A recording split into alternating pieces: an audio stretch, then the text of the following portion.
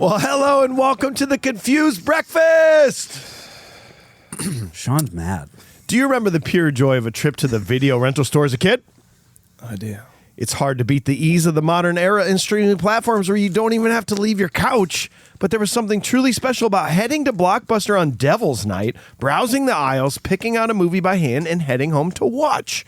On this podcast, we revisit and dissect some of our favorite childhood movies from that magical era to see if they still move us the way they did as kids.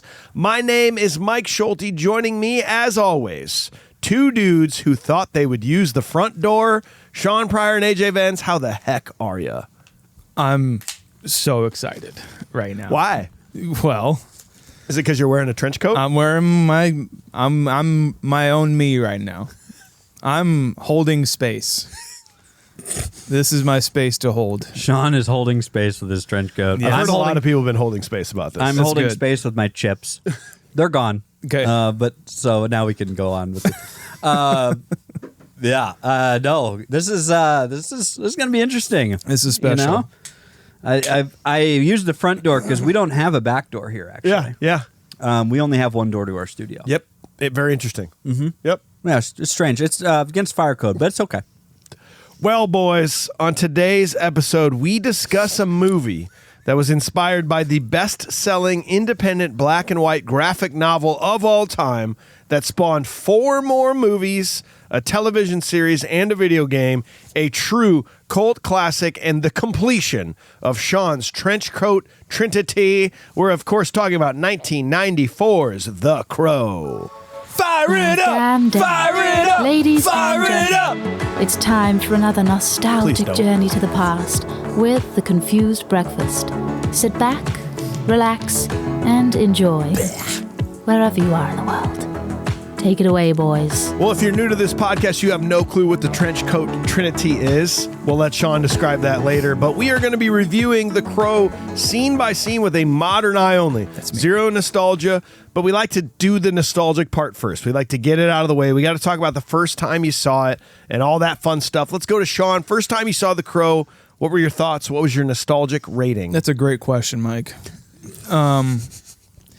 I think that I just picked this up off of the shelf at the video store because I was into action movies at the time. Like I was into a bunch of Chow Yun-Fat movies, like The Killers or something like that. That's a great band.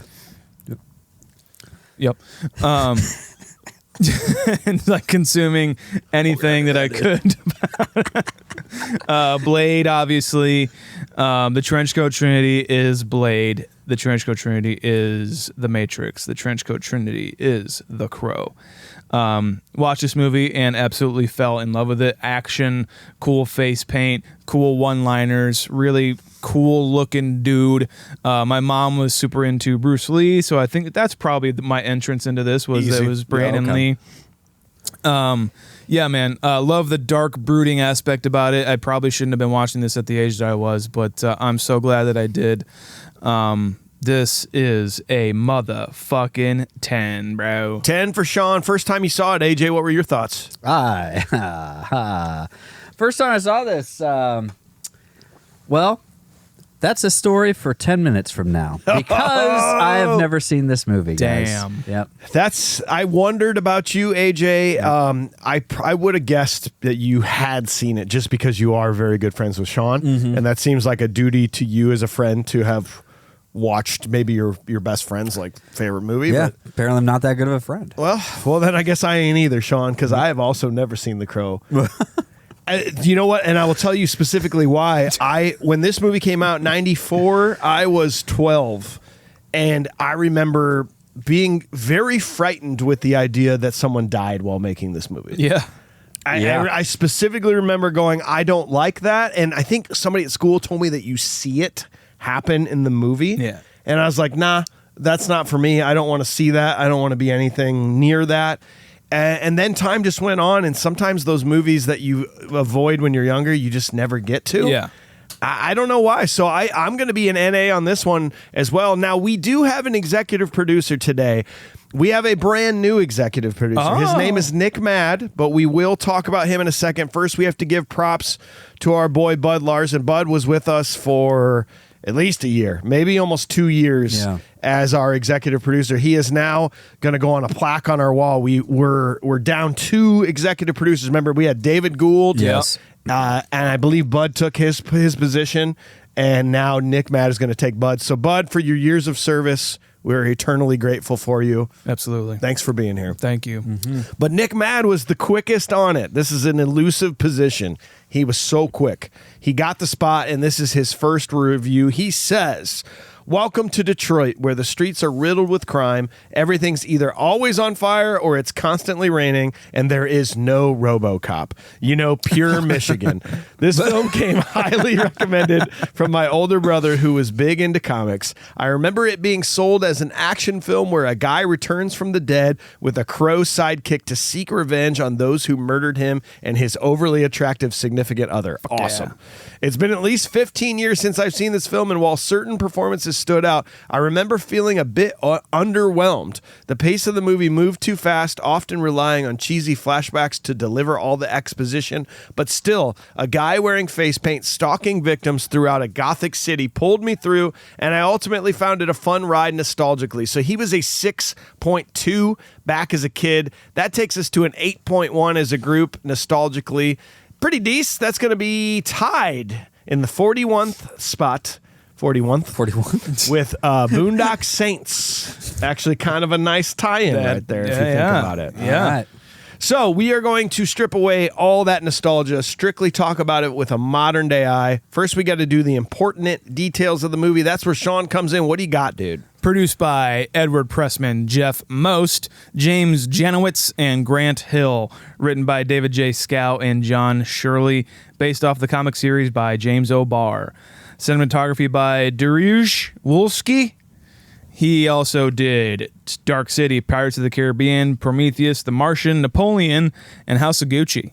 Worked with him a lot. Edited by Scott Smith and Dove Honing. Music by Graham Revell. He also did The Saint, which I hope maybe we get to like I've never seen brunch or something like that. Okay. Lara Croft Tomb Raider and Pineapple Express. Love that one. Yeah. I love that for him. Yeah. Directed by Alex Proyas, who also did Dark City, iRobot, Knowing, and Gods of Egypt. Cast: Brandon Lee, Rochelle Davis, Ernie Hudson, Michael Wincott, Bai Ling, Sophia Shanass, Ann Thompson, David Patrick Kelly, Angel David, Lawrence Mason, Michael Massey, John Polito, Bill Raymond, Marco Rodriguez, Jeff Imada, and Tony Todd. James O'Barr wrote the original comic series as a cope with the loss of his girlfriend, who tragically died by a drunk driver. Not his girlfriend, it's actually his fiance. The popularity of the comic caught several studios and writers' eyes to perhaps adapt it into a film. Several iterations of the script were made, which O'Barr oversaw all of, even turning down a significant offer from New Line Studios, and also turning his shoulder when a studio suggested that the adaptation be a musical starring Michael Jackson. Okay. Yeah, you know, the extremely personal story Right. that he wrote, spawning from the tragic death of his fiance. Yeah. Yes. Sean would have loved that. Yes. Yes. Actually, I probably would have. Come on. Yeah. O'Barr oversaw most of the script writing and even did a draft himself, but with the contributions from the film's producers, the WGA can't credit producers as writers, so that version was scrapped. It wasn't until David J. Scow did a treatment for the script that the film finally found its cinematic voice. The producers originally wanted to hire a music video director to helm the film, but eventually directing duties went to Alex Proyas. For the role of Eric Draven, the producers were split as to who they wanted. Half wanted River Phoenix to play the role, and half wanted nice. Christian Slater to embody the Crow. Okay. Yeah. Wow. After those two actors fell through, Brandon Lee was suggested, and not to the delight of the original author, James O'Barr, actually. However, Lee eventually won O'Barr over while also losing 20 pounds, choreographing some of the action scenes, and even removing a subplot that had Asian stereotypes involved. He was a big proponent on this. We'll get into his legacy here in a short bit, but I don't think this movie would have worked with anybody else, to be completely honest. Brandon Lee had only 3 days of filming left for the film when the worst would happen. during a scene when Eric Draven walks in on the gang assaulting Shelley, the character Fun Boy raises his revolver and shoots Eric. So basically, from what I gather, is that these prop guns that they use, they do. Some of them have, I guess, real bullets in them. As far as like Three Amigos was like, kind of making fun of that. But what had happened was it was one of the guns for one of the scenes was loaded with a dummy round, which was I believe it was a real round, but the gunpowder was taken out. So Right. as a close up with the revolver, you can see the shells inside the cylinder. Right. It looks better on film, obviously. And so I think, from what I gather, someone was messing with that and like kind of dry fired it, which dislodged the bullet into the barrel of the gun. Right. And so they were using the same gun for this scene where you want like on-screen gun flashing and making a bang. So they have these other dummy rounds that have They're blanks. they're blanks, Right. and they have just gunpowder in them and nothing, and no projectile.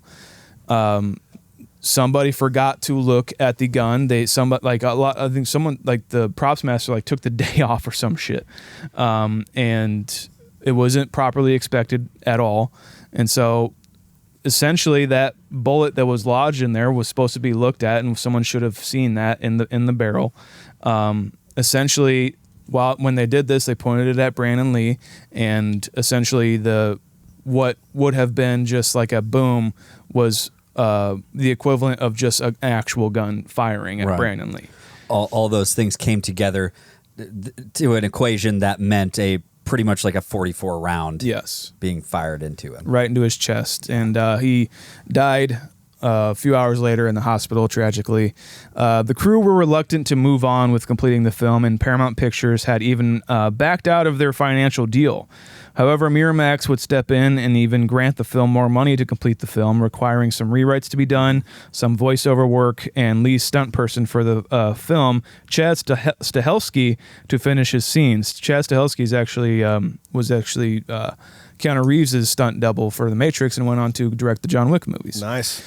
Some shots you see of Eric Draven in the apartment are Stahelski with Brandon Lee's face superimposed over Chad's.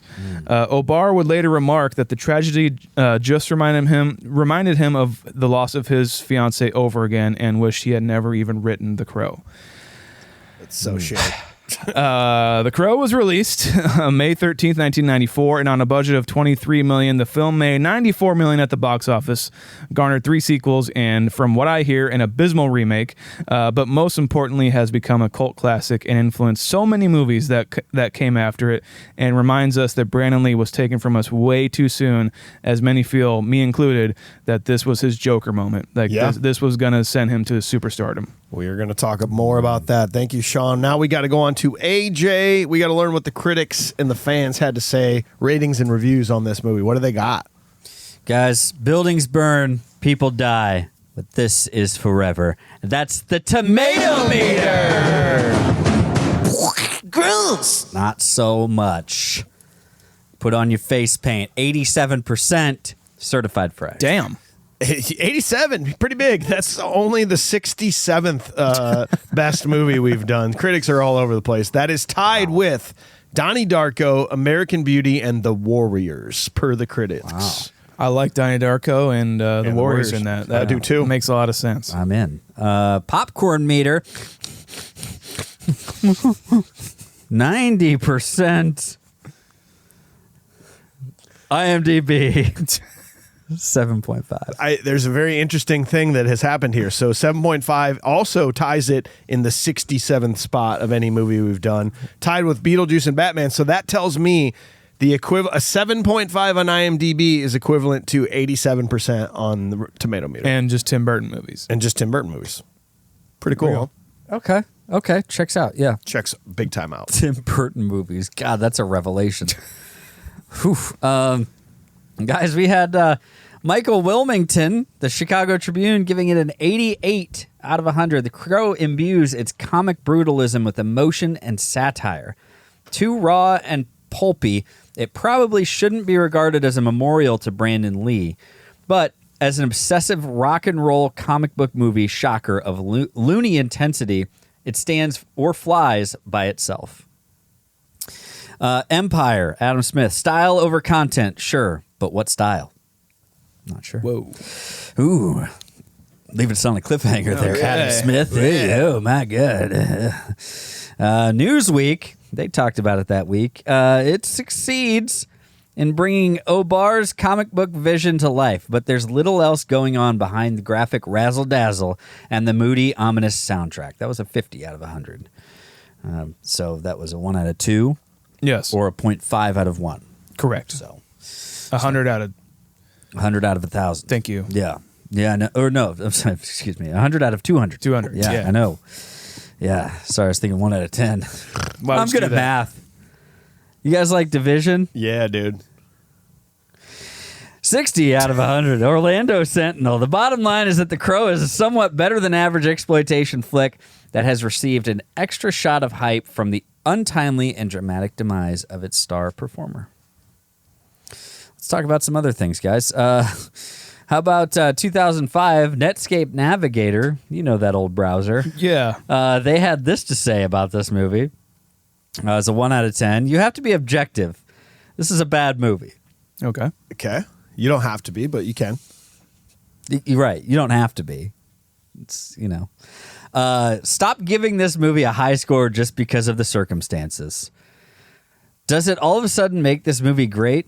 It doesn't deserve a 7.x on IMDb. It's a stupid, worthless movie. This fails on several, if not all, levels. I couldn't even finish watching this cheesy movie. Half of this juvenile trash was enough for me before I finally gave up being sadistic enough to torture myself with this. Oh, pinky's out on this, guys. That's what we're doing here with this guy. He will die tonight. Yeah. Yep. You let him know. I'll let him know. Take that. Well, Netscape Navigator did die. That thing's over. So, they do go on to say, has such bad and unconvincing acting, especially from the star of the film, Brandon Lee. I'm going to skip off a little bit. This is like a damn cartoon for 10-year-olds. If the movie didn't take itself so seriously, then I wouldn't mind that performance choice so much. Everything from the script and the dialogue was formulaic. How can anyone think that this is a great movie? It's not 100% horrible, but it ain't Spider-Man. It's Elektra. Enough said. Whoa. Wow, got him. Mic drop. Damn. This person said, I wish a crow had come and plucked out my eyes before I was so dumb that I gave this an other chance. Other? An other chance. And other. No space. No space. I mean, technically, An other. I think that's how that word probably was formed. It's and dash. An. I mean, they're space other. using and needs to be used when the next word starts with a vowel. Right. So it is kind of proper, but also they're fucking idiots. Yeah, they are. You got it. Yeah, that's the important takeaway here. Yeah. Okay. Oh, yeah. Yeah. Got it. Oh. Got it. It's just as bad as I remembered it at the time. Actually, not even worth the comment. Then why are you commenting? Here we go. God. Yeah. For kids that want to get even and grown-ups that never did. Grow up, for God's sake. Okay. This is an 8 out of 10, guys. This is cool action plus cool special effects plus cool soundtrack equals cool movie. Hey, Classic. This is Cross 18. some good comments right there. Yeah. That's some cool comments, I would Yeah. say. This is September 6th, 1999. This movie is really cool. You are great.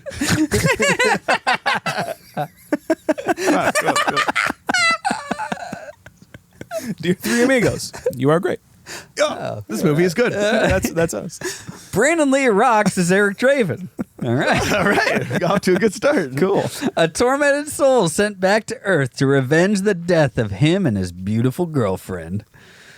Michael Wincott is equally profound as the crime lord that ordered his thugs to take them out. The action scenes are awesome. The soundtrack is ripping. The special effects are cool. Did I write this? I think so. 10-year-old Sean Pryor. This movie is very entertaining with enough action and romance to satisfy everyone. But stay away from the lame sequel. Noted. All right. There you go. Guys, we did have some entries into the Little Lebowski Urban Achievers, the exclusive Discord channel. You can join in anytime you want. You just got to join in at that next top tier, and you can get in, get your reviews read, get your info put in here, talk about your props, all that good stuff. Wes Clark, what up, dog? This is one of the best movie. One of those movies I couldn't believe our dad let my brother and I watch. But my favorite part is when he tells him about the organs being stabbed alphabetically. Yeah, that's a good part. Yeah. Crazy good action scenes. Still enjoy Michael Wincott's voice. Makes for a great bad guy. Nostalgic 8.2, modern day 7.4. Okay. All right. Jarrett, what's up, dog? Jarrett Layoff. Whenever something negative happens in my life and it gets me down, I take a deep breath, sigh, and say, it can't rain all the time. When I first saw the movie as a kid, all I could think was, who in the hell is trying to be my favorite wrestler, Sting? That was also probably another entry point for me. Boom. Yeah. Draven was a total phony for years. After growing up realizing how well this was actually done, how solid the performances were through a very well-casted movie, I learned that my initial thoughts were just wrong. This movie definitely made me think pretty boy villains with gravelly voices, long hair, and incestuous relationships were going to be way more of a problem than they ended up being. Too true, bro. I love this movie. I know it's not perfect, but it is a fall, early spring watch. Not just spooky season for him. Nostalgic 5.2, modern day 8.7. Wow. So, pretty cool. Well, my dudes, I need to teach you both something before we start. I need to let you know that people once believed that when podcast hosts stop podcasting, a crow carries their soul to the land of the dead. But sometimes a podcast is so bad that a terrible sadness is carried with it and the souls can't rest. Then sometimes, just sometimes, the crow can bring back the podcast to make things that were wrong right. It's time to talk about The Crow, scene by scene. Here we go. Scene 1, October 30th, Devil's Night. Apparently that's something. In Detroit, Sergeant Albrecht is at the scene of a crime where Shelley Webster and Eric Draven have been murdered, leaving young Shelley all alone in the world. 1 year later, a crow taps at a gravestone, awakening Eric from his grave. He stumbles back to his apartment and recounts his memories and sets out to avenge his and Shelley's murders. Devil's Night, I thought was going to be a bigger deal. I thought it was going to be a bigger deal in my life. Yeah. I legitimately thought, I was like, watching this movie is probably the one thing that, like, I turned to my mom, like, Halloween is Devil's Night? Is that when Michael Myers comes?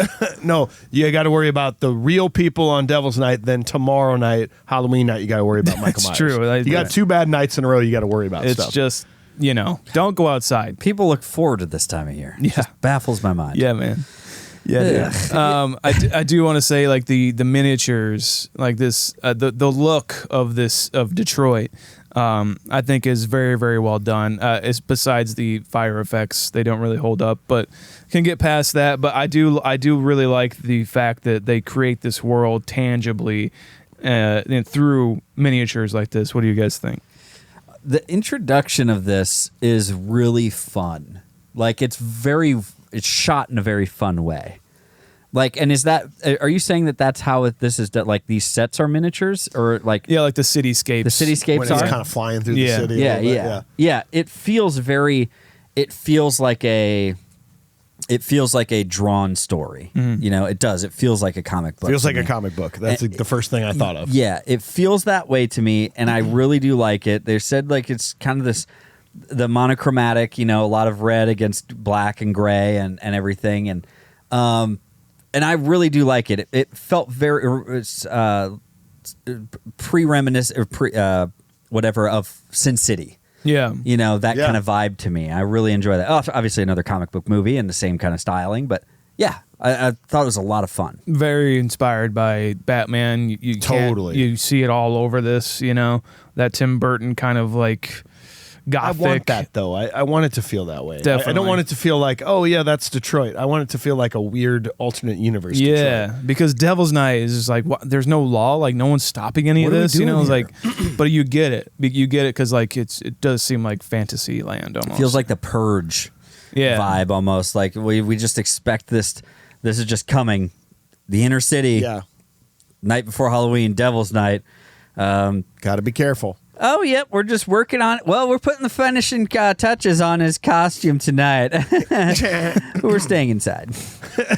It's just like, Jesus. I do think it's interesting that we did Ghost Rider and The Crow back to back, because there are some similarities for me between the two, in the sense that some of the storyline I just feel is too convenient in this movie, The Crow, where, you know, we're hearing this dumb kid tell us like a really kind of bad dialogue at the beginning here, like, what's going on? And it talks about how if something so bad happens to somebody, every once in a while, this crow will bring them back to like avenge. But yet I don't ever throughout this movie like get it that this was so bad and that his love was so intense that he deserved to come back. I mean, because like bad things happen all the time to people. People get murdered. People die every day.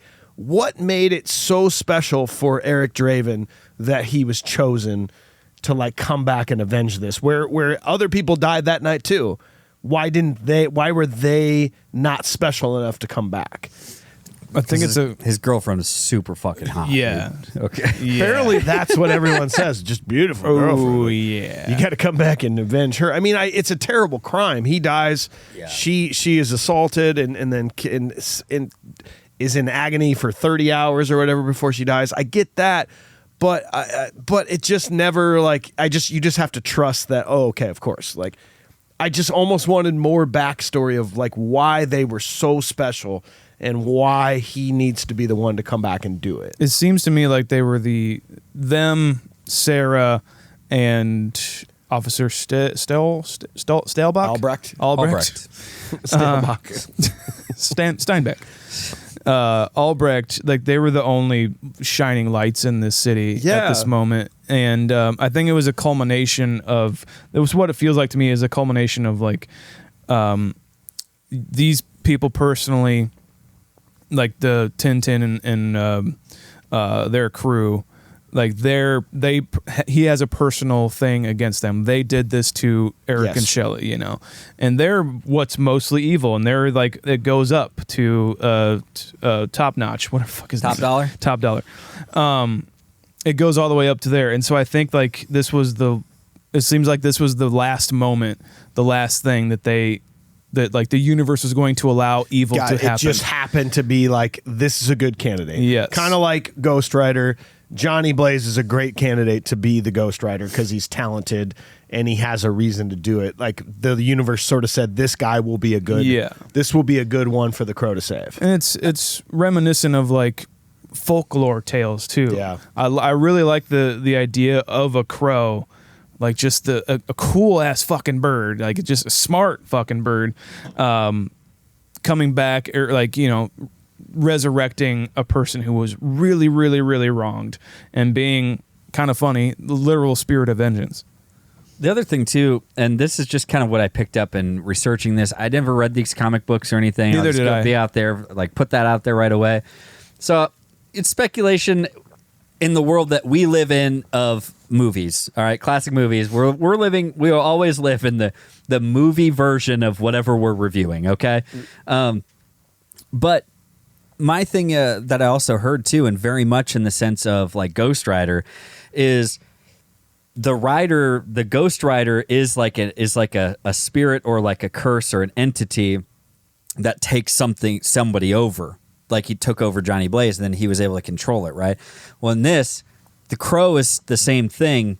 Like Eric Draven isn't the Crow. The Crow is a spiritual thing that comes back, and that's like if you go into like number 2 and like some of the other stories that like the Crow does tell, it's a spirit that inhabits somebody who's been wronged and to make it right. Okay. Yeah. So it can be anybody. It's not just Eric Draven. It can be anybody. Yeah. Yeah. And that was one thing I had to kind of come to grasp with, of like, okay, this guy isn't the Crow. The Crow is like an entity. Yes, the Crow came and resurrected this guy from the dead. Yes. and is the power that is driving him to be alive now and to be invincible. Which again, to answer to the reason I bring that up is because the answer isn't like, why is he so special? It's like, I think it happens to lots of people. Yeah. And like he's one of them. He's one of them tonight. Okay. You know, because he's also very adamant throughout this whole thing. It's like, I'm coming for them tonight. Like he's got like a timer on this. Okay. You know what I mean? Yeah. That's the way it kind of feels to me anyways. I could see that. Yeah. Yeah, I feel that as well. Cutting into the kind of aftermath in Ernie Hudson in this apartment, I was like watching Ernie Hudson. I'm like, damn, he's fucking great. Yes. Oh yeah. He's really good. I mean, like the turn as well, because he's like sort of a higher up kind of almost detective chief, maybe, I don't know, of the police in this kind of flashback scene, setup scene. But then like a year later, he's really like a lower. He's just like, I'm just kind of waiting for my pension kind of He's a stuff. beat cop. Yeah, Yeah. And I liked that a lot. I was like, oh, I really get a great sort of authoritarian kind of vibe from him in the first scene, and then more of just like a kind of a guy who just doesn't really care anymore. Yeah. Great smoker, by the way. He's a very good on-screen smoker. Great also, smoker. Something about the set design on this, when he's at that like cozy little hot dog stand, Yes. and it's raining, but he's underneath the. Why does that make me want to go there Dude, so Why, bad? why can't that be in every neighborhood? There's I want it. And it's- nothing like a hot dog stand man in a movie, you know? and they should only ever be open when it's raining. oh yeah. And only in the fall when it's raining. Yes. At night. Yeah. Like, I want it. I want that hot dog It's so bad. it's the right amount of shitty. You know, it's not good for you. Be like, I need a hot dog in the rain right now. It's kind of cold out. That's Yeah. going to warm me up. That griddle- That's going to, when you eat the bite of that hot dog, smoke's going to come out the end you just ate. Yep. That's how hot it is on the inside. that Yeah. griddle never gets clean because it's never off. It's always cooking hot dogs. Yeah. You know what I mean? It's just flavor. It's just pure flavor on that thing. You don't season anything you put on there. Correct. It's just all flavor. It's always hot, and you're always there to eat like under one shitty light. And you need to ask for more onions. I want it. Sarah pulls up on her skateboard and on the wet, rainy streets. I'm like, I know. the board's getting waterlogged. Like, I hope that's your shitty board. Yeah. Because fuck, man. Like, anytime I was skateboarding and it was raining, It's the worst. It had been raining. I'm like, because it'll fuck up your ply, dude. Did Fucking you guys gnar. like Sarah at all? No. I don't either. I don't like they just try to make her this quintessential like street punk. They give her like the undercut. Yeah. She's got a skateboard. I don't understand her as a vehicle in this. She doesn't really do anything in this story, does she? Like I could have very easily, it could have very easily been opened up being narrated by Ernie Hudson for me, Or anything. because I think Or it was Sarah who was narrating this, Yeah. wasn't it? It could have and- been. You could tell by her voice. Yeah, you could tell. talk by my like voice. that. Eric's dead, isn't he? He's like, I'm tough. Sometimes. you lied to me about Shelly, didn't she? It was like, how many packs of cigarettes have you had tonight? Yeah, would you just stop sneaking them from your mom? But I don't understand like her as a vehicle in this movie. She is an outlier that I don't get why, like what she serves. And I mean this like if you guys have an answer, I'd love to know like what she serves to kind of get us to which points of the movie. They're trying I'm to not tell sure. us how good Eric and Shelley are as people. Because like, oh wow, Okay. they like took this little girl under their wing, but I don't care. They can still be good people and not take in a fucking hoodlum street rat like chick, Yeah, little kid. You know, like, Yeah, it serves as like flashback fodder, and we still get those flashback fodder without Sarah too. Yeah. So it doesn't really make a lot of sense to have her as memories other than what you're saying is just to make them out to be very, very good people, which works. Yeah. And, serves it quite well. But also, unfortunately, I think it is just a catalyst to have him fight Top Dollar at the end. Yeah, because he kidnaps her. That's true. Because he was just going to go back in the grave. Yeah, that's absolutely right. That's a good point. That's the only one maybe then, huh? Because I mean, technically, yeah. Well, maybe we can. Because he did. Yeah, he later. avenged everything. Yeah, he got skank. Yeah, at that point. By the time he gets, because the only thing he's meant to avenge is the ones who directly wronged him. It doesn't matter about who's at the top of this. No. Who's the kingpin. Yeah. That doesn't fucking matter. So David Patrick Kelly is the one that plays, what's his, they all have terrible names. He's T-Bird. T-Bird. The minute he came on screen, I was like, motherfucker. Like, he just brought back vibes from the Warriors because he was Luther in the Warriors. His shitty little ponytail weird thing that he's got going on. That dude, man, I hate him so much. I want him to be my punchable face, but like I don't because he's so good at this kind of a weird, creepy role. Apparently, Brandon Lee, like one of his favorite movies was The Warriors. So like being able to work with David Patrick Kelly on this was like some huge, amazing thing for Brandon. Oh, that's awesome. Isn't that amazing? Yeah. Like, he's. Do you like him in this movie? I fucking love him, dude. It's David Patrick Kelly. What I think I said it last week in Ghost Rider, but the bad guys in this, they're not names like Metamucil or like Emphysema or some shit. This is Tintin, T-Bird, Skank, fucking Fun Boy. It's like a world where they don't know their real names, like that. Yeah, kind of world. These are just nicknames. They and all each individually have a personality. I can pick them. Like if you show me a picture of one of them, I'd be able to tell you their name, be able to tell you what they did, like specifically, or like how they died in this movie. And even as a group too, they make a lot of sense. The fire it up thing, they're just crazy ass together. Yeah. I just like these guys are such a good like protagonist. And maybe they go out pretty easy. You could argue, but like I don't think they need to stick around too much. Nope, but that's the point. Let's go. Love how they stand out so much in this. Yeah, I like we're kind of getting into like his aftermath or him like kind of reliving it. But he goes back up there. This is a year later, and like they're still like. They've got like the police tape that's up and everything. And I'm like, no. The way the housing market is, they revamped this place. They cleaned up all the blood. That was a little surprising that they had not fixed that up or done anything. Like they haven't even removed any personal belongings. There's a cat inside There's still. a cat living there. The cat is doing just fine. Yeah. So it was living off them. No, it's just they took him away. They took him away. It's just one of those things. It's like, no, come on. There's money to be had here. The landlord has a job to do. Well, why was Flat Bricktop or whoever the fuck High Top? Who's the main guy? Top Dollar. Top Dollar. Come on, guys. This is the most badass name. It's not. Since we had Gary Gary Busey. Gary Oldman in friggin' True Romance. True Romance. Like this is solid. Top Dollar. What was the reason why they were clearing this building? Like they were complaining about noise. I think that was David Patrick Kelly being an asshole or T-Bird being. But at the end, Top Dollar. Bricktop. I want to say Bricktop so bad. At the end, he says, "I was the one that authorized them to do that to your building." Yeah. So I felt like there was something in them maybe trying to get the real estate, or what was the evil things that they were doing to sustain their organization? We don't really find it's that a little out, it's a little unclear throughout what like Top Dollar's actual operation is, other than just mischief, right? Yeah. Other than just like he's causing... got like the weird round table of people that's like.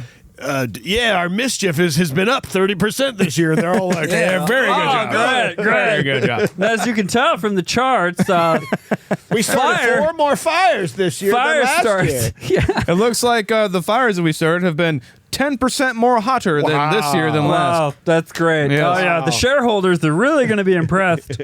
They don't really talk about why they're doing this or whatever. Yeah. I maybe would have liked a little bit of that. Like, turns out that they killed them just for something as stupid as they wanted to own the building. Yeah. You know, like, that makes it even worse that they killed them for no reason. Sure. Other than some dumb business thing. Either way, it is for no is, reason. yeah. But It like, really I is. get what you mean. It is a little unclear, and part of me is like, yeah, I get that. But and then another part of me is like, they're just bad. Who cares? They're bad people, and that's the world they live in. Yeah, and a lot of this scene with Brandon Lee or Eric Draven waking up is a lot of it was him in like the alley and everything, and also a lot of it wasn't. It was his stunt person, but. What do you think of the incorporation of trying to like visually CGI his face onto him and like through the mirror and everything? I didn't get it. I didn't catch it at all. It's just seamless. Nope. Yeah, I have a had no whole problems list with of it. like the scenes where they did use someone different, and I'm reading it going, I would never know. No. Like I want to read these off and be like, look, and here's a TikTok video, but like they just did it so perfectly. I feel like it was almost a posthumous kind of luck karma that they had to be able to pull this off, because they didn't want to. I get it. Nobody wanted to finish this, and his wife or fiance at the Eliza was like, no, you got to do this. You got to finish this. And I'm so glad they did, but it seems like they got so lucky in it, because there's been a few where people have died mid movie, and it was really hard for them to finish. What was it recently that we just did one, didn't we? Gladiator Yeah. with what's his name? Yeah. The guy With Proximo. Proximo. Yeah, Proximo. Yeah, and you know what? And that was fine too. Yeah. But there's some like John Candy's last one, Wagons East or whatever. Like, yeah, when they have to rewrite movies and change scripts to incorporate a death, it's like that kind of sucks. But this, they pulled it off, man. Luckily, they had most of it filmed, Yes. obviously, but like it could have. Some scenes had to be taken out that they just wouldn't make sense for the story because he had died. But yeah, I mean, like they had like Academy Award winning effects artists work on just these scenes just to put his face on there, and it really works. They had a mask that they were trying to use at one point. Like They had already made it for the stunt double to wear. correct. Yeah, But they like everybody's like, fuck, no, I'm not. was I don't, creepy. I don't want Yeah. you to do that. Yeah. Do And not do it. Yeah, everybody thought it was like it's like it's Yeah. too much. But then it also like it felt very real, like standing next to it, basically. Sure. But then at the same time on screen, it also didn't look very good, like other than like glancing shots, Right, you know. right, of course. So they're like, I'm pretty sure they destroyed the mask. Oh, good. Because they were like, that's going to be a haunted thing. Well, and this is the scene that they were filming when it happened, Yeah. right? So there's footage. They were in the middle of filming this when he was shot and killed, and I guess they handed everything over to the cops for investigation, and then it's all been destroyed or put in a vault somewhere. Good. Like I mean, yeah. it does not need to come out. This movie is his legacy. Like, Yes. I mean, obviously his previous work as well, but like this is like, as we'll get through this, I'm just like, every scene that he's in, I'm like, this is amazing. Yeah. Like there is nobody else who could be playing this part. So here's my question to you before we move on to the next scene. If he doesn't die, what movies does he go on to play? I mean, I would argue that I think he could have played. I think he could have been in last week's movie. I think he could have been in Ghost Rider. I think he could have been in The Matrix. Oh yeah. I think Brandon Lee very much could have been interchangeable. We've talked about this a lot. Like some actors can be like interchangeable almost. I think Keanu Reeves is one he could be interchangeable Absolutely. with. There's a in website. many places. There's a blog called Stay Still Review blog. They like photoshopped Brandon Lee's face into a bunch of these roles. And like, you should go look at the photos. Like, it's pretty. They put him as Johnny Cage in Mortal Kombat. They put him as Jack in Speed, and they put him as Johnny Utah in Point Break. And I was just like, Point Break was. Yep, I got that. I got you. Yeah, Point Break was the other one that came to mind for me. Wow. It really seems like I don't. I mean, this is maybe weird to say, but Keanu Reeves is like almost a spiritual brother, or like, Dude, it's like, it's not weird to say at all. I don't know, maybe like the second coming of Brandon Lee or something like that, or like he carried on where The he world left couldn't off. handle both of them in the same universe at the same time. Maybe not. Yeah, something like that. Something weird, and What if Brandon Lee was fucking John Wick? I know. exactly. I mean, like it's what's weird that we're talking about it because it's the stuntman who went on to direct Right. those Wow. and be Keanu Reeves' stuntman. It's really weirdly symbiotic. Yeah. Yeah. Well, scene 2, the first person he locates is Tintin, who he kills. Funboy and gang report back to Top Dollar at his club. Eric goes to the pawn shop and blows it up. Owner Gideon escapes alive but badly burned. Following the Crow with 9 Inch Nails playing. This soundtrack's pretty bad. Can we talk about it? Let's talk about the soundtrack, man. Yeah. Even them just listening to that in the car is just like, yeah, of course. That's what they're listening to. Diegetically? I think that's diegetically. Okay. Whatever our boy has to say about Yeah. it. No, it's the only things I don't like about this soundtrack are the two bands playing live in the clubs. Okay. In this scene, we will get there was a band called Medicine, I guess, playing Time Baby 2 with the chick singer Okay, on yeah. stage. That is the stuff that makes me go, 90s weren't as good as we thought it was. Yeah.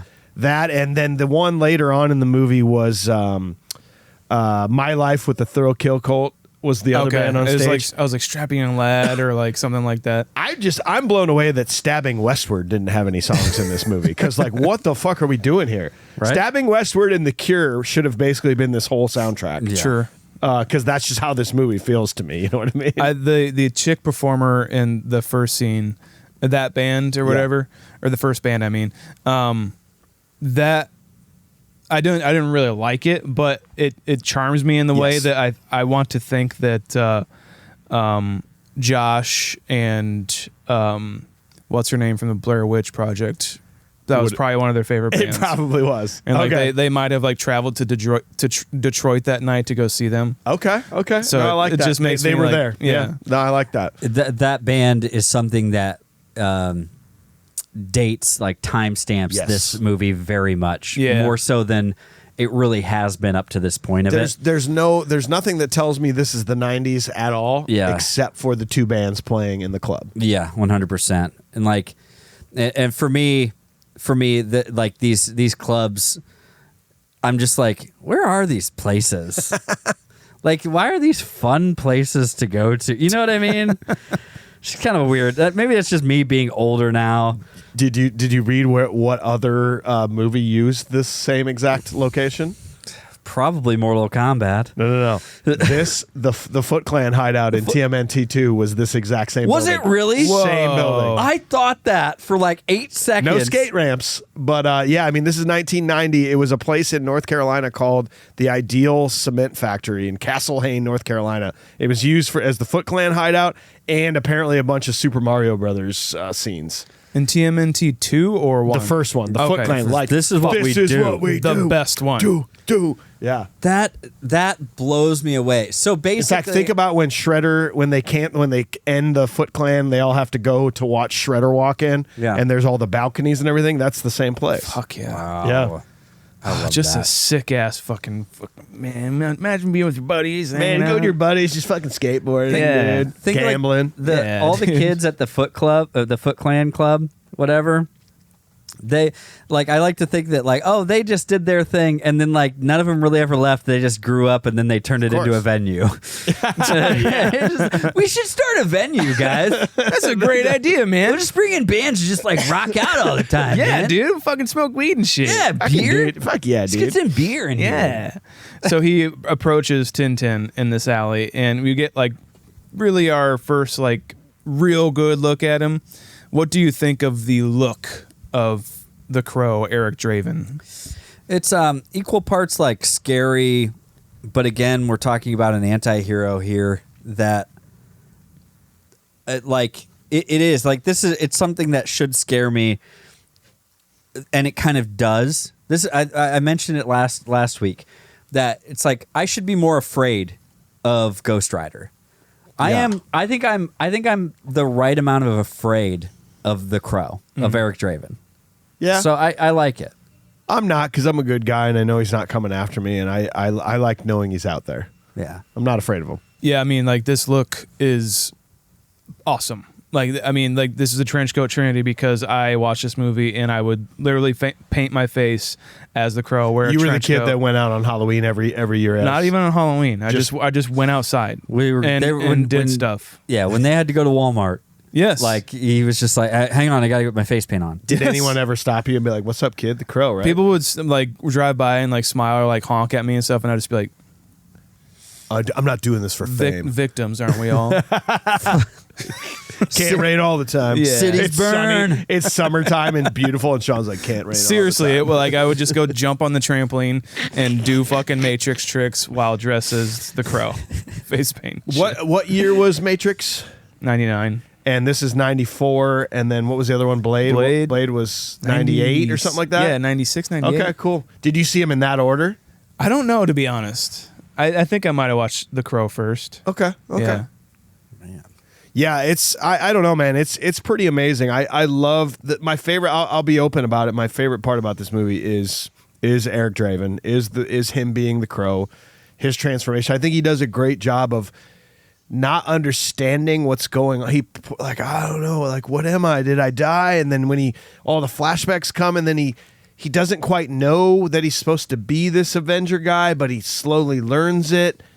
It's a really good portrayal. Too often they just be like, yeah, you're the Crow and you have superpowers, let's go. Yeah. But he like has to figure it out as he goes, and he portrays it so well. Yeah, there's no mentorship that's coming the through on Crow's this. not talking to The him. Crow's not coming in. He's like, Caw, hey, Caw, look up here. Look at me.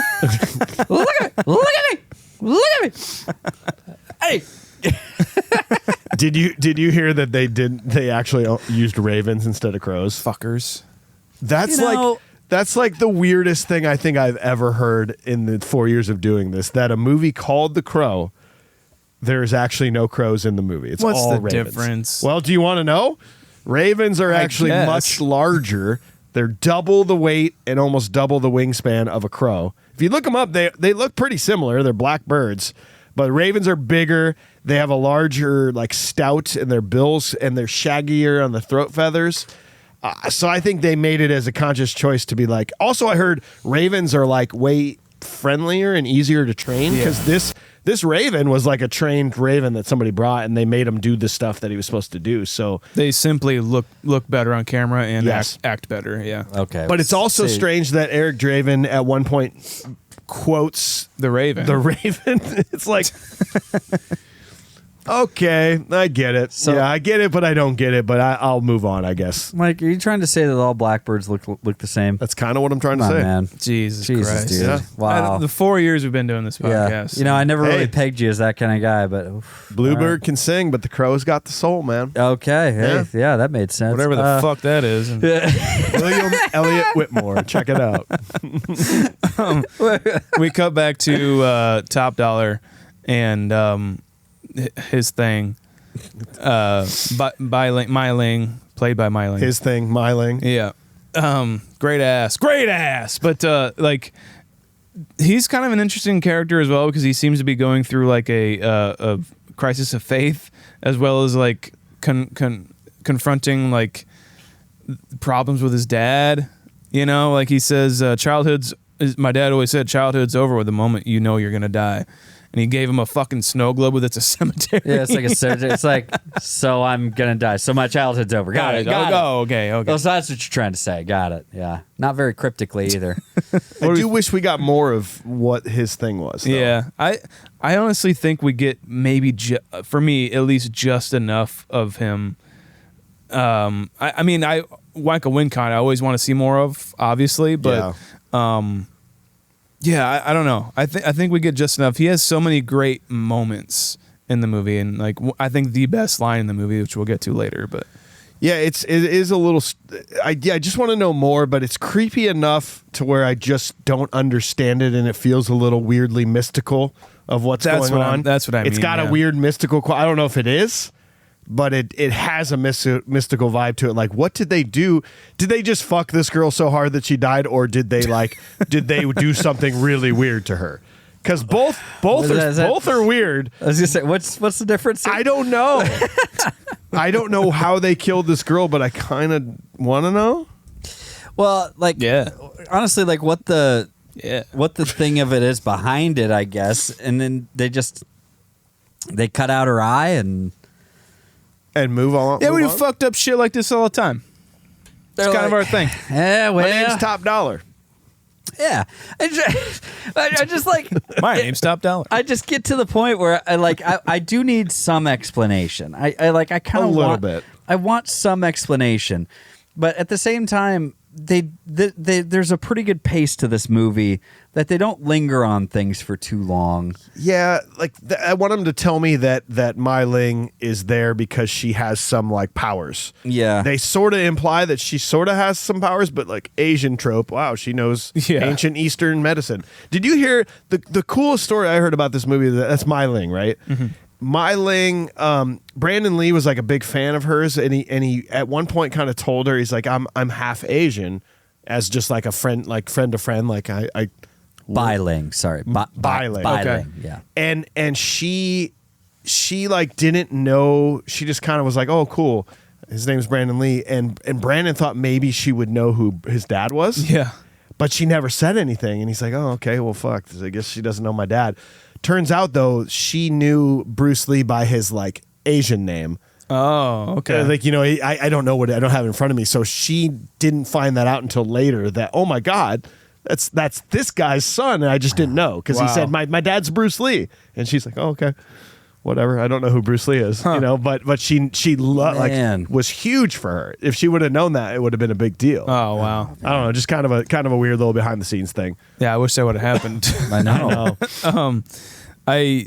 He visits the pawn guy, Gideon, and played by what's his damn name? I didn't write it down. I've got you here. I've got this pulled up. John Polito. Yes, John Polito.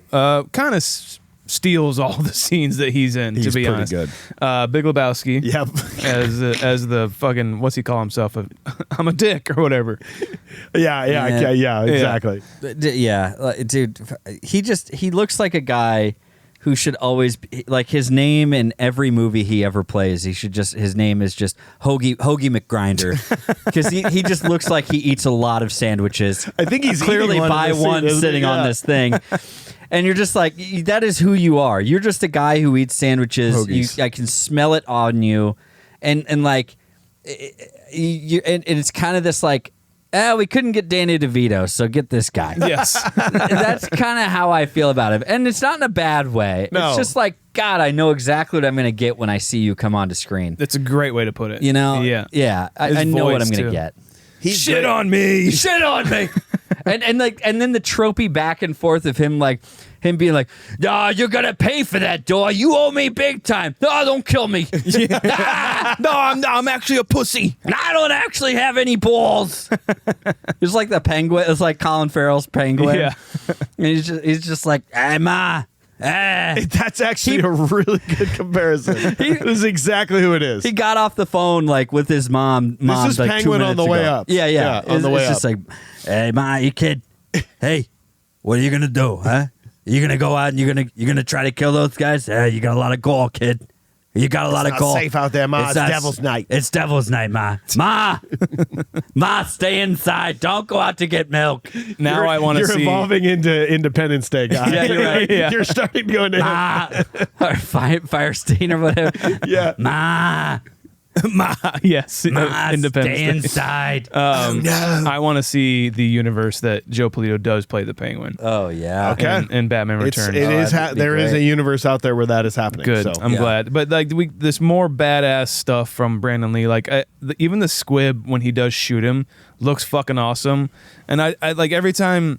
There's nothing like cooler to me in movies where like this where the protagonist knows he's invincible and uses that as like a charm for the audience, but also like an intimidation tool for whoever he's battling against. I just love like he gets shot and he looks up and he starts to drool. Like the little bit of drool comes out and he's like, "Oh, shit on me, shit on me." And he just like tosses them all. It's really fucking awesome. I love this shit. I wish he would have shat on him. Yeah. Yeah, I know, right? It would have been pretty funny. Apparently, to see. they do weird, kinky stuff in this world. Yeah. So. That's what happens. Inner city Detroit, man. It's wild, crazy. wild, Crazy wild stuff. world out there. Has it even changed? We don't even know. No. 8 Mile. When he's looking for the rings, I love this moment as well because he's looking through it and he kind of gets like a flashback as well. But he's looking through and he's like, no. And he's got his eyes closed. He's like, no, and he knows it. And then we get a flash. I love just like him feeling it and like kind of knowing it that's it. And I love Brandon Lee's acting in this moment as well. Like a lot. Like it borders on like kind of on the line of like a little cheesy. Yeah, But I would agree with you. But it also like supersedes that every chance. Every like inkling that I get that it's going to be cheesy, it supersedes it. I just think I think that it's well done, but I think you're right. It's right on the cusp, and what keeps it from going overboard is the editing and how it's shot.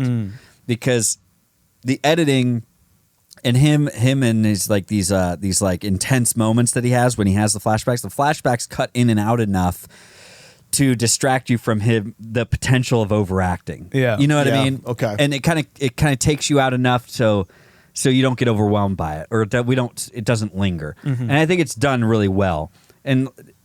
But all of his portrayals, even like the moments of like his laughter and stuff, that could be over the top at some points. Sometimes it is. But then it feels like this character. Like it feels like the character is shining through. Yeah. In the right way. So yeah, I go back and forth on it a lot, but at the same time, I think in the end, I really like it a lot. Well, let's go on to scene 3. So Eric locates the next thug on his list, Funboy, who's getting high in an apartment with Sarah's drug-addicted mother, Darla. He kills Funboy and saves Darla from her addiction to force her into being a good mother again. Eric teams up with Albrecht, and Gideon is killed by Top Dollar. I'm going to go ahead and hit this here. If we were on a train to go punch a face, I'm on board. That's what I'm talking about. Guys, we are equal opportunity people here. Darla's the biggest piece of shit in this movie. Yeah. Darla has a daughter on the streets who she doesn't give a fuck about. And even this moment when the crow spares her and he's killed Funboy, he spares her, she still like is longingly looking at dead piece of shit Funboy here as like she's sad that Funboy died. I hate her as a character so much because I don't think she deserved being saved, other than the fact that the only reason he's saving her is so that she can be a mother because they are gone and Sarah doesn't have anybody. Mother is God in the eyes of a child. Just think about it. I have thought about it. Okay, I just good. Darla sucks, man. I don't like Darla at all. Darla does suck. Hey. Yeah, right? Yeah, man. Yeah, all right. Actually, we do got to go to the Jarrett layoff. Do you know that's Anna Thompson, who this is her third movie, True Romance. She was she's in the bar in the beginning when he's like, "Would you fuck Elvis?" She's like, "I don't really like Elvis." Yeah, and Bad Boy. She's in Bad Boys. Oh, okay. She's where like Will Smith's character's like kind of like trying to interview her about. I think her friend got killed in Bad Boys. Yes. Yeah. Yeah, so that's her third movie she's been in. That's 6 boobs we've seen. So Nice, dude. nice. What was I going to say? Like, Punchable face? Yeah. Well, I think that's right up there for punchable face for me. If it wasn't Gideon, but no, I'll stick with that for now. I did have a lovable face, but I want Let's to hear finish our Sean's. punchables because I got a couple more. My punchable face. I think overall it's going to be Darla, but my personal one is the officer who says, "What the crap?" Twice. Sean, he says, "What the crap?" 2 different times in this fucking movie. I'm like, am I watching this on TV right now? Dude. This is a TV edit? Can I just take it back for a second? I completely forgot about that. And by the way, what the crap? they're like when we see the cops like and they're like in there and they're like they're working this crime scene like in the very beginning of the movie, and they're working this crime scene, and they're going around talking about like, yeah, it's a fucking bloodbath in here. It's just this chick. She is just she's gone, and then they have that poor bastard over there, and it's like she's still alive, man. She's still alive. It's like, what the crap? It's like she's still alive. They're talking about her like she's just like not dead. It's like, you guys suck. Not a good police force. Like she's here. less than dead. Yeah. Yeah. Like, it's like, dude, you guys are the worst. NicMad did have one too. He Yeah. said Detective Torres because nobody talks to yeah. Ernie Hudson that way. Fucking Absolutely. Jarrett said, I believe it was Fun Boy who humped a parking meter. So yeah, That was- Fun Boy definitely deserved it too. That I was think. skank. That That was was skank. Old skanky. A lovable face? I do have a lovable face, actually. It's the bartender. Yeah. Oh. Yeah. The bartender's trying to, looking out for Sarah. Okay. And it's kind of like, Kinda. if it wasn't Ernie Hudson, obviously. That's obvious. Yeah. But- lovable face has to be a very unobvious. Hot dog Yeah. stand guy. Hot dog stand guy. That's pretty, well, yeah, because Hot dog stand?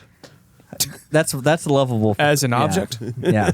But the hot dog guy, he skimps on the onions, and he's reluctant to give the onions. Why is he so protective of the onions? You got that right. Come You on. got that right. No, but the bartender, he's like, look, I know about your mom, like, all this stuff. I can't do anything. She's not on right now. I can't say anything. I can't do anything. And then, by the way, all those 4 guys are sadistic killers, so I really can't do Yeah, anything. so really there's Yeah. nothing I can do about it right now. So And that's a fun scene when he does get shot in the hand. This is Yeah. when he starts to like really know what he can do when he goes, ah, and then turns back around. That's where I love this movie the most in those kind of scenes. It's very good, and yeah, it cements the fact of like the most badass thing. Like I said, is just like someone knowing that they're invincible. I mean, like, like Yeah. check this shit out, isn't that That's fucking crazy? creepy. Yeah, it That is. is creepy. That's that sadistic edge, that kind of shines through for that anti-hero that I want. You know what I mean? Mm-hmm. There was another song played. I don't know if you guys realize this when he's in the bar, when Darla leaves the bar after that scene. Helmet. There's a Helmet song called Milk Toast. Oh, cool. That Yeah. plays in the background there. There's some Pantera coming up in the background. There's some Rollins band. Like, this is a pretty kick-ass It soundtrack. is. I'm gonna be listening to it on my way home tonight. Yeah. When he like gets Darla after like killing Fun Boy and Fun whatnot, Boys. he's like mother is God in the eyes of a child or whatever that says that, and then like secretes it's like morphine's bad for it. I was like, no, he's extracting the jizz from it's like, you don't want that shit in you. Look at it. It's just like, It's that's in your blood. disgusting. It's like, you don't want that. You can't deal with this. Trust me, I'm doing you a favor. So we all thought it was She's a he was taking sponge. drugs out of Right. her system, but he was taking jizz it's out of the her system. jizz. It's like, we don't need any more Fun Boys in this You world. can think a lot clearer without all that jizz in Yeah, your well, system. you got to get all that jizz out of you. And coming out of you right now is a group of fun boys. Yeah. Fun boys and maybe girls, or whatever they want to be. Hey, We don't know, man. Whatever they want to be. you know. I don't just judge. Fun Boy has swallowed enough bullets. We don't think his semen works. But This is the jizz still something. works. This is something that doesn't need to Lead hold any poison. space. Doesn't need to hold any space in you. So These guys are fucking weird. No holding space inside you, darling. Fucking Darla. And then she's like, I'm going to be a great mom. It's like, Yeah. no, you're not, you stupid bitch. I can't remember. Do you like him over? She's like, I don't know. I don't even remember what I like. I've been smoking for 10 years. why do we both sound like this? I don't know. This is what it's life. Yeah. The apple bong doesn't fall too far from the tree. Yeah. And then their grandma walks in, is like, "Hey guys, It's fucking quiet down out here." it's Goro. Her dad is Goro. I fucking love that. Yeah, I like that a lot. When he's playing guitar on the roof. Also, when he says it can't rain all the time to Sarah, he has his guitar on his back. I'm like, Jesus Christ.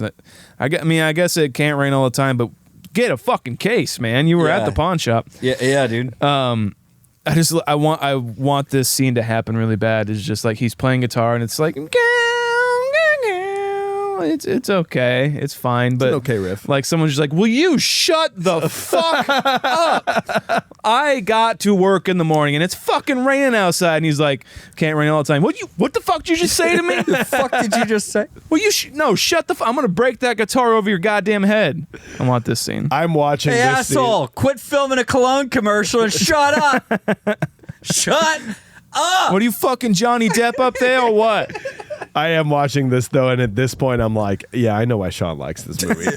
Like, I picture you as a young kid being like, it's raining, I need to take my guitar outside and, with my trench coat, and I would play some riffs. I would just sit in my room, even when I had roommates that AJ knows.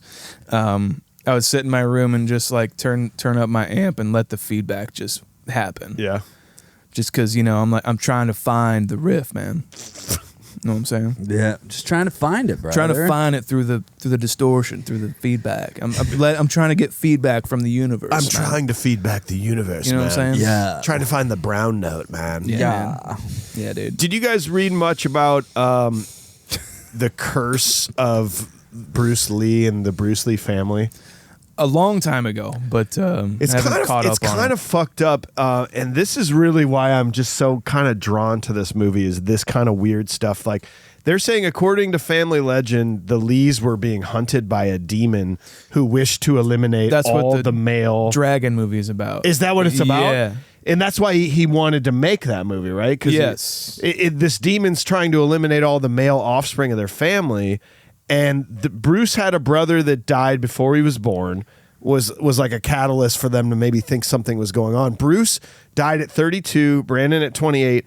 Both Bruce and Brandon died while working on their 5th feature film, both of them at the same time during the 5th feature film. Neither actor lived to see that film that actually would have prevailed them to international stardom, because 3 weeks after Bruce Lee's death, Enter the Dragon came out, which is widely regarded as his breakthrough best film. And then obviously Brandon Lee came to huge stardom from this role of the Crow.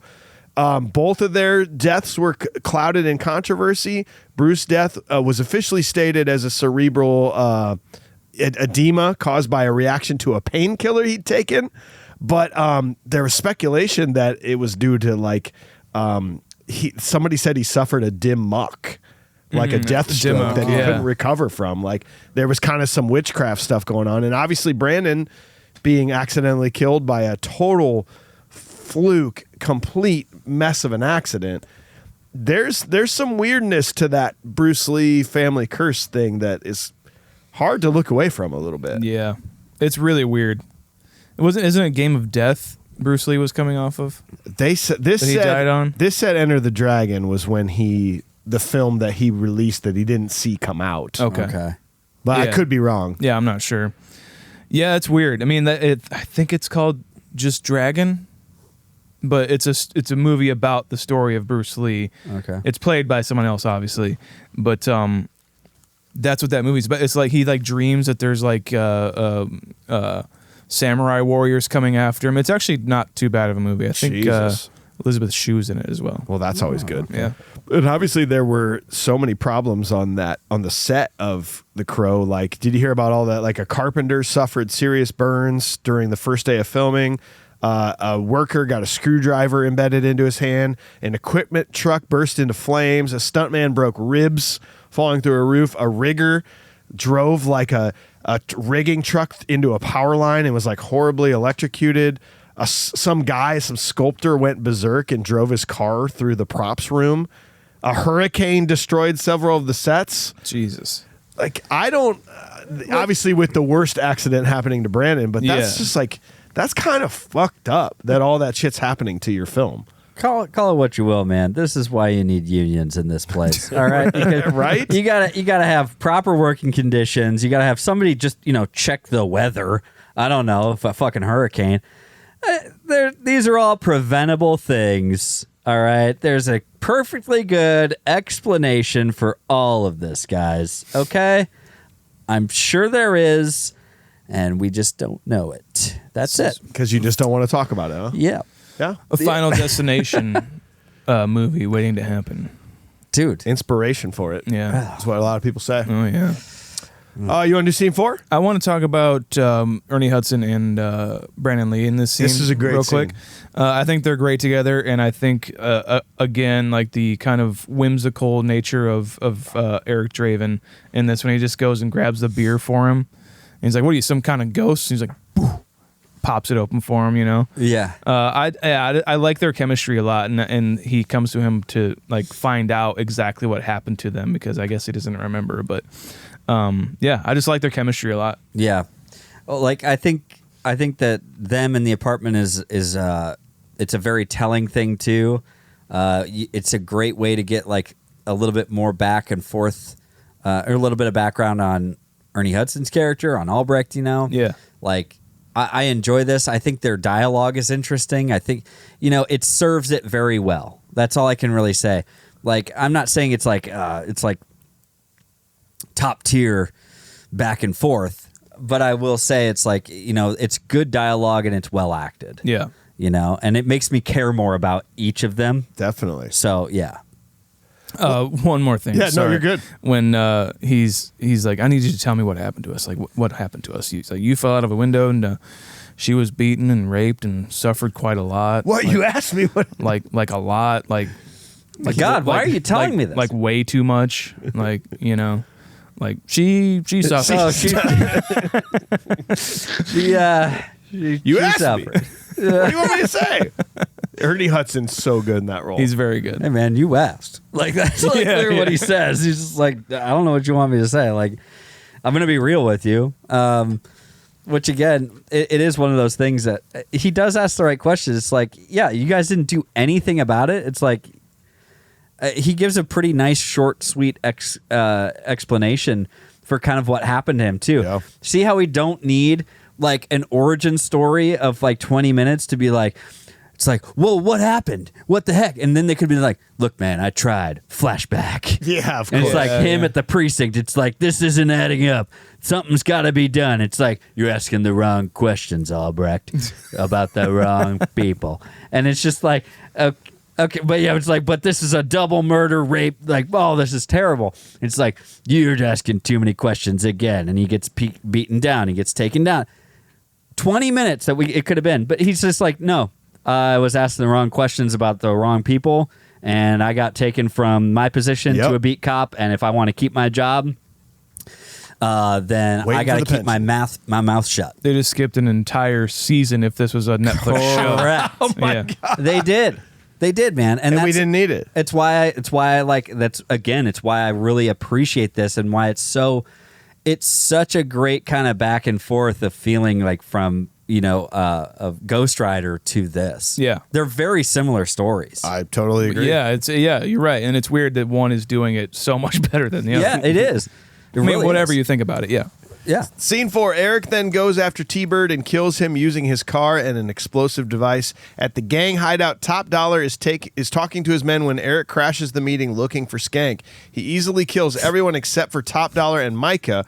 The police arrive to find Eric, the last man standing. He escapes with Albrecht's help. These are just normal people. Skank, Top Dollar, T-Bird. T-Bird. Speaking of T-Bird, man, this is again why I love him as an actor so much, and why this might be one of my. I'm not falling into the Top Dollar scene. Like, I think he's good and all. I think he's got the worst hair I've ever seen in a movie, whether that's a wig or not. That's the worst hair I've ever seen in a movie. But T-Bird's like more interesting to me almost because he is a bad guy, but like this scene where he's saying there ain't no coming back, man. Like, he's seen a ghost and he understands what he's dealing with. I love this scene. I know you, but you're not you. Yeah. We put you through a window. You can't be you. Yeah, like the way he like turns is like really, really good. I love that you said that Brandon Lee was a huge fan of him, but I love even the line of abashed the devil stood and felt how awful goodness is, which I'm like, that's a lot. Yeah. That's your last words? Fuck, man. Holy shit. Really? God, I have to write that one down. It made me think about it for like 30 minutes. It's like, whoa. Boy, we gotta. We should flesh this one out, man. I already started that bomb. Shit. Ooh, shoot. Well, It's a great stunt too, like the car driving off and exploding. It's fucking great. It's really solid. I also want to say, like, first time really watching this, right? And like I'm pretty well in on this. Like it's funny how much we didn't even really talk about like the Tintin death and even some of the Fun Boys, but he's hunting these guys very specifically. And any other time, like T-Bird would be the last one. He's like the Blackheart. Yeah, shit, you're right. He is. He's like the Blackheart kind of. But he's not even the last one. But he's not even the last one. Skank is the last one. Who's the dopey of who's dopest the, one? The first one. Yeah. He should have gone out first, like nice and quick. And he was acetaminophen. Yeah, in Ghost Rider. exactly. Yep, and. Yeah, I like he was that Benadryl. He's the weakest one. He's just definitely some Benadryl, NyQuil. That's Skank right there. Skank. Yeah, it doesn't really do anything. It's kind of a placebo. Yeah. It's like you hope it does, and you hope it kind of helps you get you drowsy, so you can go to sleep. But it's like that's pretty much it. And for the fact that it's just such an interesting choice, is all I'm trying to say. Is like it's a very interesting choice to have him as like the last one that he needs to get, but. Then I see why. It's because T-Bird would have like backed himself into a corner of sorts, whereas if he was the last one, it would have been like a showdown thing. Yeah. And I think this was a great way for like, because Skank is like, I have to go to Top Dollar now, and I got to run to the boss, not back myself into a corner, but I got to go into and then create that kind of showdown, which again. Right. It also makes me ask again, I didn't really need more or any more Sarah. Yeah. All the other things it could have worked out very well without her in it. But this was an interesting choice of storytelling. Yeah. To have the weakest, dopiest guy become the final target. Yeah. Super interesting. And it like kind of turns it onto your head too, where you're like, yeah, they're setting up Top Dollar quite a bit as well, but you're like, oh yeah, no, he still has to take care of Top Dollar because Skank was pretty easy to get rid of, you know? Yeah. Like he had to go through Top Dollar a little bit, but yeah, I agree with you. And like even the way T-Bird goes out, he tapes his eyes open, kind of like even though like Clockwork Orange, like to see his own evil that he's created, like the fire's gonna go in his eyes, Jesus. Yeah. Really fucking cool and brutal. Like I love the symbiosis of a lot of the kills too. He's like he stuck his blades in all of his major organs in alphabetical order. I'm like, how could you even ever know that? But That's what I was saying. No, there's timestamps. No. He definitely he carved in the times. Right. Look, the heart died 2 seconds before the gallbladder. Okay, no. Everyone knows that. Yep. You can tell. Uh-oh. Look at him. He did his appendix first. you can tell because of the way it is. Yeah, he still had his appendix. Yeah, he didn't have that taken out or anything. Didn't make it to the penis. He did his appendix, and then his bladder, and then his cock. That's the doctor. Which one did he die from? The stabbing. Well, the stabbing killed him. Funny enough. Why did he go in alphabetical order? We don't fucking know, and it actually has nothing to do with the character of the Crow and why he would Seems do like that. it took a lot of time that needlessly didn't need to happen. Yeah, he planned this. This was premeditated for sure. Yo, you think? Yeah. Something tells. I can't prove Yeah, I it. can't Something say. tells The me. detective like licks his blood. Murder. Oh, that's premeditated. That's premeditated murder. Oh, that blood. It's What about this shootout scene? Like when he does get there and he takes out everybody. Are you guys fans of this? Yeah. Yeah, it's what we talked about in Ghost Rider not happening. It's like this has like a big deal, fun shootout like thing that we've been hoping would happen. Yeah. And it happens. I really like his sort of like just overall cadence too of just or the way he even carries himself, because I like a person who like comes into a room and like feels like they own it, you know. And he does. Like he totally does. comes in, he doesn't like sit in a chair, he doesn't like just stand there, he sits cross-legged on top of the table and jumps addresses up them on the table. It's pretty great. This is the moment that I want to bring it up, because this is like I felt it really, really hard at this point when he walks into this room and it comes back, and I'm like, this is Heath Ledger Joker. Oh yeah, Walking in. That's a good when point. he walks into This is the one. the mob during the day. Yes. Yeah. him walking in, owning it, laughing, like it's very similar. I wonder if there The was any similarities, inspiration on Heath's part from this movie. Maybe. At all. I read. I actually had to look it up at this point, and it said like you'll get some Reddit stuff out there that says like, oh, he definitely did. Like you know he did. You know it. And then there's some people who say, well, it's speculation, Of course. but at the same time, I don't know how there couldn't be.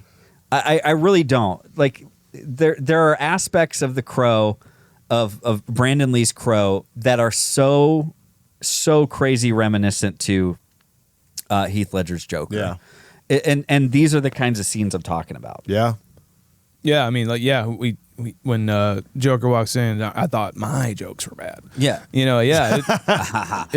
Oh, ooh. It's just very, very reminiscent. I want to come back a little bit and talk about Bai Ling and how I don't like her much. He's like, when they all get there, well, first of all, like, Oh, shit, I know what you're the gonna meeting say. with the gangsters, you can tell they're gangsters because of the way they are. Yeah. That's It just pans on top of the table, just money, drugs, guns, and everyone's just like, yeah, man, yeah. Like, what is going on here? doesn't matter. They're there for the meeting where they find out how much mischief has caused Is in this quarter like- 3. Everyone's dropping their just quintessential mob EDC onto the table. Just like, yeah, there's my gun and my second gun and my brass Whoops. knuckles and then my money clip and then there's my chain. They Whoopsies. could have had it as the Warriors and done like a costume fitting before they joined the gang. but I That could have guess been not. cool. When he's like, "Well, gentlemen, Devil's Night is upon us once again," and then she just interjects, "I like the pretty lights." Anyway, Devil's Night is upon us once again. The best part is that they fucking laugh at her, and she looks like, oh, She's like normally it would be a thing where like everybody has to go, ha ha ha, yes, we do like the pretty Yeah, lights too, yeah. like don't kill us, boss, but like everybody just Like, fucking laughs the at her. fuck would you just say? Who is this piece of shit? Ew. It's like, what does she have on her head? It's like a luchador mask, but it's not, and it's got like, but there's no mask. Why are you wearing this like this hood thing? Yep. What is that? Can you I tell like us? the pretty lights. All right. Well, anyways, it's Devil's Night. Anyway. And yeah, we're gonna have a good. Can she leave? Can she leave the room? Does she Pretty. have to be here? Pretty lights. And she's always like laying on the table or doing something. It's like, I don't like that. She's always in the way. Yes. But they never flesh that out of like what it. They keep leading us to believe that she's got some power, Yeah. and then so like it just never really. Maybe that's the thing that like Brandon Lee suggested they take out. Was like Okay. an overt reference those to that. tropes. Shit, Yeah. actually, oh my god, I think I did read that that they didn't want like the Asian person to have crazy skills Yeah. of like mysticism. Okay, so they just sort of implied it, but never like. Yeah, like Big Trouble in Little Detroit kind of thing. Yeah, that's exactly what that would be. That's what this movie is. That's Got what it. it is, man. Got it. Okay. There was a couple more on the Jarrett Layoff Confused Breakfast Actor Database. Tony Todd. Yeah. Didn't talk Fuck about yeah. Tony Todd. This is his third role. He was in The Rock and obviously Final Destination, and this is Ernie Hudson's third as well. Nice. Ghostbusters, Airheads. Obviously, he was a cop in Yeah, Airheads. yeah. He does play a good cop, doesn't he? Really does. I Yeah. wanted to ask you guys. Wait, did you have more? Sorry. No, that's it. Oh, I was gonna say, did you, I wanted to bring this up actually. Between Ernie Hudson and Reginald VelJohnson, Yep. who do we think who you putting your money on? Who's the better cop? That's way too hard. Okay, who's the better cop or who's the better actor? Well, I don't know. Yes. I gotta go Ernie Hudson. I man. am. Yeah. Same. I think he's proven himself with this movie to be mad skillful. And I want him to smoke cigarettes, and I want to believe that he smokes cigarettes, and I believe this. yeah. If I think if the cop is wearing if the cop is wearing a black uniform, then it's Ernie Hudson. If it's got a blue on it, then it's Reginald VelJohnson. Okay, so you're just That's- going off of how they look in their costume. That's how you cast them. Okay. It's like, these guys wear a black uniform. Like, well, then we got to go Ernie Hudson. We gotta I guess. call Yeah. Ernie. We got to call Okay. Ernie up and see what he's doing. Sounds good. But yeah, this shootout is badass, and like there's a term out there called 90s Cool. Maybe you guys like. There's an actual video out there on YouTube called. I think it's just like just 90s Cool maybe, and the like thumbnail for it is the Trenchcoat Trinity, and so I'm like, this is a video made for me. This video's made for me. Like it's like 90s Cool is just like literally trench coats, dark music, Raves, sunglasses, and Rob Zombie, gun glow sticks, boated and bow with the balls and the do with the things that Sean just likes. And also fucking gun fu kind of stuff. Yeah. Like with the gun tricks and like also swords. Like it's all these 90s movies do is this kind of thing, and I'm this is my genre apparently, but I do love this a lot. This whole shootout and the incorporation of the gunplay as well as like slicing people up and shit. Yeah. And I love the trope of these movies as well, where the band just keeps playing even though there's so many gunshots going off until someone like falls through the roof and like, okay, now it's time to go. Yeah. They can't hear it over that amazing sound system that doesn't exist. They're like, there's never any front fucking main speakers when there's a band playing in a movie. You know that they're just like, this is pretty normal, guys. Keep it going. We're getting paid tonight, so just keep it going. And then, but it's somebody falling from the roof. They're like, that wasn't choreographed. We're out of here, guys. This isn't a safe environment. We're done. We're leaving. We're out of here, guys. Back it up. They didn't even include my fucking jelly beans in the rider. It's bullshit. I'm fucking out of here, dude. We're never playing here again. Fuck. Well, final scene 5. Sarah meets Eric in the cemetery, but is abducted and taken to where Top Dollar and Micah are hiding out. The crow flies inside ahead of him, but is sniped by Grange, affecting Eric's abilities. Using Albrecht's help, Eric is able to rescue Sarah while killing Grange, Micah, and Top Dollar.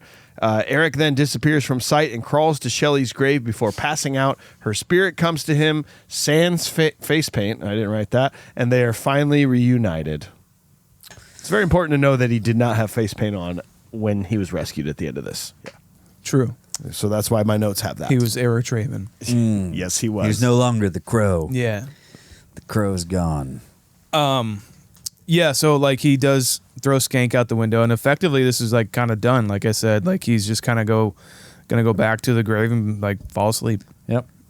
And the crow's gonna go somewhere else. But then Sarah gets caught and kidnapped, and man, I think that this is like the best fucking line in the movie. I laugh so hard when he joins him in the church, and he does snipe the bird. Tony Todd does. Yeah. He's like, call, bang, fuck, I'm dead. I love that line so much from Michael Wincott. Pretty fucking good. He does kind of take on more. This is where he like comes to life for me. Like he actually explains. Yeah. He's like, yeah, I was the one that killed your girl, but like, you know, that's just things happen sometimes. You weren't meant to come back alive. Yeah. I mean, this is where he really sort of becomes like the main villain for me. Like he doesn't really do much earlier leading up to this. Yeah. He really doesn't. I mean, he's pretty nonchalant. He's like, look, I'm just here trying to lead an evil empire. Okay, I've just got an evil company. Evil empires. I like to have weird hair, and I like to fuck chicks until they die. Yeah. Look, and take their eyeballs. My simple life. Who doesn't? I like to have evil sex. All right. I like to have evil magic girls around me. Yes. I like evil devil's night, and I like evil real estate. Okay, that's my life. Okay. That's my life. Can't a man just have some simple things? Please and thank you. All right. The simple things in life, right? Yeah. And then here you come back to life when you should be dead. You're the one complicating everything, as far as I'm concerned. That's Michael Wincott's personal take. Before Sarah gets caught, he is going back to her grave site, and Sarah's there, and she's like, "You're about to tell me I'm not supposed to sleep in a cemetery, aren't you? You're about to tell me I'm just not supposed to be here." I'm like, "You're not supposed to. That shouldn't be a thing ever. You shouldn't be sleeping in a cemetery. Period. It's just something people just don't do." Sarah. It's some people would consider it rather disrespectful. Sad. You know? Yeah. So, maybe you just should get the fuck out of here. All right? It's my bed. Get out of my bed. I definitely fall out a little bit here though at the end. Like we just had this epic shootout and huge battle, and he's gone through and he's killed all these bad guys, and then the whole like the hangout at the church thing and the rescuing from the roof, like that sort of brings me back out of it a little bit. Just the plot device of like this is the final showdown, right? Mm-hmm. It just sort of brings me out a little bit. I don't know if you guys feel the same way. Not really. I do really like this a lot. I just like Michael Wincott in this. Yeah, okay. And his kind of brooding thing is like he says another fact about his father or something that his father told him or something. And like I like the lines where he's like, "Yeah, I was starting to like you, kid. You know, it's a shame we had what we had to do to you, but you know, it's just the way it is. Just who I am. I just, like I said, I like dark shit. You know." Well, he likes. We completely skipped over that. He also likes banging half sisters. Yeah. Oh, okay. Because that's the weirdest thing that ever got thrown into a movie. The fact that they admit that they both have the same dad. Did anybody catch that? Who? Meiling is his half sister. Oh, okay. And it was something they made a point to be like, oh yeah, well that should be in the movie because that really serves a purpose. This is important. This is really important that people need to know that they're being incestuous. Okay. We should let people know about that. And then really for no reason at all, let them know why, and then we should just move on from it. Okay. So I don't know if Love it. there's a reason for that. It's evil, man. It's evil shit, man. Look, it's not good, so it must be bad, and that's what they are. They're bad guys. Yeah. He's a bad guy. He's bad, bro. He's a bad guy. Now he's a dead bad guy. Look, they're bad guys. Okay, yeah, they are dead bad guys. You know what? I mean, like the movie for me, like pretty much wraps up like after the showdown of it. It's like, Do you feel the same way then? Like, kind of, yeah. Like because at that point I'm just kind of like, yeah. I mean, we got did it, right? We got the guys, right? There's no surprise. And even that's to pop up after if this. they kill Sarah, like, okay, that's fine. And they can't kill me, or I mean, I guess I could die, but it'd be great because then I can just die and go back to my wife now that I've fulfilled my prophecy. So really, whatever happens here. By the way, like if there is an afterlife and everything, and it's like they get up to their afterlife or wherever it is, and they're just like, it's like, oh, that sucks what happened to us. I know. Well, let's just go live together in peace and harmony for eternity. And then it's like, sounds good. It's like 1 year later, man, it's crazy. It's a year ago already. Man, I've forgotten about it. I've been pretty happy up here and everything. It's like, Eric, you're disappearing. Where are you going? Eric, where are you going? What the fuck? Oh, fuck. Ah! And he gets drugged back to Earth. Are you implying that he like actually went? Because they say the crow takes your soul to the afterlife. Yeah. So I was under the implication that he didn't go anywhere for a year because the crow did not take him anywhere. Well, or are you saying that the crow took him to the afterlife but then brought him back to do vengeance a year later? Yeah, that's what I think. I'm saying like, oh man, all is happy in peace and eternity. I actually like that a lot. And then like all of a sudden he's just like, well, what is going on? Who cares what happened on Earth? Like, I just need to go back to that. Yeah, exactly. Call, bang, fuck, I'm here. Yeah, fuck, I'm here. What? Son of a... Now I got to relive this all. Yeah. Great. We didn't do these either. Ooh, here's a prop. I'll tell you what mine is. I would like the skeleton decoration from Halloween that's on his front door of his apartment when he goes back. It's a really nice skeleton decoration. I want to use that next year for my Halloween decoration. Good skeleton. It's a nice skeleton. In fact, NicMad wants the police tape that's on the door of his apartment. Okay. And Jarrett wants Top Dollar's bed with or without the dead prostitute. With or without? So I mean, if it comes with it, it comes with it. Okay. Fair enough. Fair enough. AJ, do you have one? I have a couple. Well, I have a couple. One was being like the guitar. Yeah. But then after that, I was thinking about it, and I want the gun. I want the shotgun after he shoots it with all the rings inside. Mm-hmm. it afterwards specifically because I know for a fact that thing's going to look like a Looney Tunes like gun that's like like blown open. Because you can't do that, guys. You can't do that. You can't do that. You can't put objects into the barrel of a gun and then expect them all to shoot at. I mean, you can't. You can do anything once. Yeah. Okay. I really like Bailing's shower. It's a pretty nice shower, dude. I want that shower. Does she come with it? I don't know if you want that. I don't know if I do ready for that. I'm just saying, man. That's a little too freaky for me, man. Yep. But I'll try. Bailing's into cutting chicks' eyes out. Yeah, I think that's and telling terrible jokes. I like the pretty lights. I like the pretty lights. What the fuck? All she says. God damn it. Just like I just think of like Michael Woodcut just be like, shut up.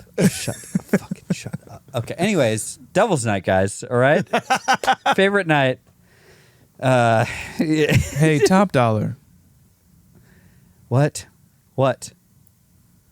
I like the pretty lights. I know.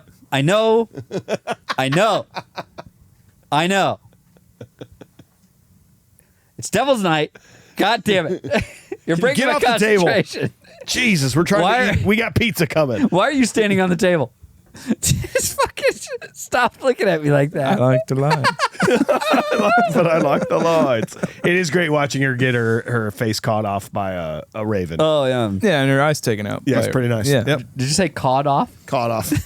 Yeah, Yeah, the movie with John Travolta and Nick Cage. Caught off. Caught off. Face caught off. What would the porn name be? The blow? Was that what it would be? Yeah. The hoe. The hoe? The hoe. The hoe, the blow. Yeah, that's about it. All right. Or killing, having sex till we die. Yeah. Yeah, then losing our eyes. Yeah. Eye sex. Yeah, like why was whatever death happened to like that girl who was probably just like at the club for like a night out? Like, why is her death not bad enough to have a crow come help next. her out? Okay, she's next. She's coming up. Sounds like a horrible death. Like she might have like just got out of the house for a night and like single mom. She's trying to take care of her kids and she just had a couple too many drinks and ended up in the bed of these psychopaths. Never had a threesome, just kind of wanted to have experience. Are you guys just describing Darla right now? No, Darla's Seems not like, good. Okay, well. Darla does not deserve it. Well, look, Mike, to bring this up, that's fine. She's going to get her chance. Obviously, there's a waiting list. It took a fucking year for him to be You're right. the crow. It's like, yeah, well, okay, Eric, we'll put you on the waiting list. We can't make any promises, but it looks like it's going to be a year and a half. Look at that. We have on the day a year from now. Sarah even says at the beginning, she says, sometimes. Sometimes. Yeah, okay. Unnecessary means for unnecessary means for. Sometimes there's a man who gets turned into a crow, okay? Jesus Christ. I just like that there's a waiting list to be the crow. And there's a vetting process. Yeah, there's a vetting process. It's like, look, man, you're not really physically in shape at the time of your death. It was a heart attack. We can't put you on the list for the crow. No, we can't. Okay? There's no revenge plotting. All right? What are we going to do? I can't wait till I eventually die of... Yeah, let's say it's going to be a heart attack at like 75. For sure. It's a good age. And I come back as a 75-year-old me with face paint on and a trench coat to go get the bullies in high school. Oh, yeah. No, Sean, fuck, just let him go. Yeah, just Sean, that's not how it works. You're supposed to go after the pharmaceutical company that did not prevent your heart attack. I don't know anything about that. I'm not into that world much. I remember this one guy specifically. This one guy. Yeah, I don't get much into politics. And he goes back, and the guy's actually like a cool guy, and they end up just hanging out and watching movies. God damn it, Sean! Good taste in movies. Sean's penance for this guy is he's going to go back and show him the crow, and they're going to bro out in trench coats. Yep. I love it, man. Yeah, I love it. Anything else you want to say about The Crow before we give it a final rating here? That's it. All right. Well, we have dissected The Crow with a modern day eye. Time to give it a modern day rating. Sean, we're going to start with you, man. What do you think about this? Trenchcoat Trinity is complete. I can't believe it. Almost didn't want to do this to not, to just be out of the Trenchcoat Trinity now. But I'm glad it's here. I'm glad we have it. While watching this, it's kind of like RoboCop in a way. where everything kind of came back to me, and I was like, oh yeah, but not like RoboCop in the way that when I did revisit this, I'm like, oh, I do see some stuff that I'm like, here and there. It's just like, okay, that's fine. But overall, man, I still think this movie is incredible. I think it's a miracle that this even exists and is a actual watchable movie, considering what happened. And obviously the biggest highlight being Brandon Lee as the titular character, Eric Draven. I think he's incredible. I truly think that he would have gone on to, like we said, be like a Keanu Reeves. And it's really, really sad to see him go. And like, there's even shots in the movie, man, where it's almost like the editing is like almost a tribute to him. Yeah, I could see that. Where like the trick-or-treaters are walking by him. That was the great. moment. The flashlights on his face, and he's smiling. I'm like, man, it makes me want to tear up. Just I know. Like when that happens There in the movie. kind of wasn't a reason to have that. Yeah, not at all. Yeah, it seems like a posthumous kind of tribute almost. It really does. And I love moments like that, and I just love him in this movie, and I love the darkness of it, and I love the soundtrack, and yeah, it just has a special place in my heart. I can't really get past a lot of the nostalgia for me, so I'm gonna go an 8. 8 for Sean. AJ, what about you, buddy? Enjoyed this movie a lot more than I thought I was going to. On my first watch, I was like really enthralled in those beginning scenes, like the opening scenes, kind of the pacing, like the setting scenes, like those introductory scenes, like flyovers. Those were really cool. It really does bring you in. It's very interesting visually. And then for it to kind of continue on this way, it's I agree with you, Sean. It's amazing that there is a movie still here to be had. And so I think I think it's amazing. I really do. And I agree about Brandon Lee. Unfortunately, I know we didn't talk about it much during this episode, but maybe we'll get into it more in the Patreon or something, of, kind of some similarities between, him and Heath Ledger and his final performance in Dark Knight. I feel like there were a lot of similarities. It's very much a Gone Too Soon. Brandon Lee, I just try to think about all the things we could have, should have, would have had with him in there, maybe. And it's a fun watch. It's a good comic book watch, but it doesn't make me feel like it's a comic book too hard. It just makes me feel like it's an interesting noir style of